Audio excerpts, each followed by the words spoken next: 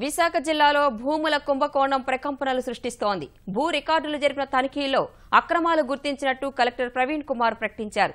సంయుక్త collector ఆధ్వర్యంలో survey రికార్డులు ప్రత్యేకంగా క్రోడీకరిస్తున్నట్లు తెలిపారు. బయటపడిన అక్రమాలపై క్రిమినల్ చర్యలు ప్రారంభమయ్యాయని కలెక్టర్ వెల్లడించారు. గ్రౌండ్ అండ్ పట్టా ఇష్యూ చేయడం జరిగింది. తర్వాత commissioner survey settlement order request చేయడం జరిగింది.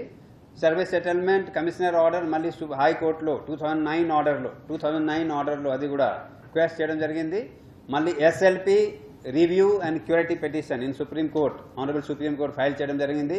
ఈ మూడో కూడా డిస్మిస్ అయింది లేటెస్ట్ బై 2014.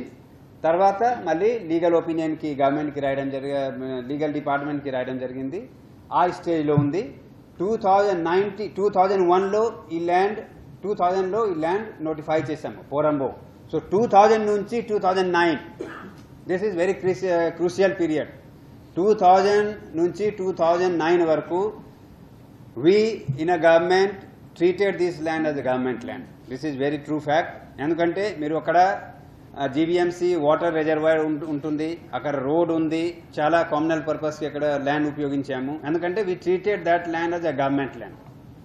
కానీ 2009లో ఆర్డర్ పాస్ అయిన తర్వాత land was again that poramboke notification was struck down by the honourable high court కాబట్టి then we challenge again supreme court కాబట్టి then it has become non porambo. So non porambo ఉన్నప్పుడు మళ్ళీ ఏ పద్ధతిలో చేయాలి ఆల్రెడీ లీగల్ ఒపీనియన్కి ఫైనల్గా రాసి ఉన్నాము.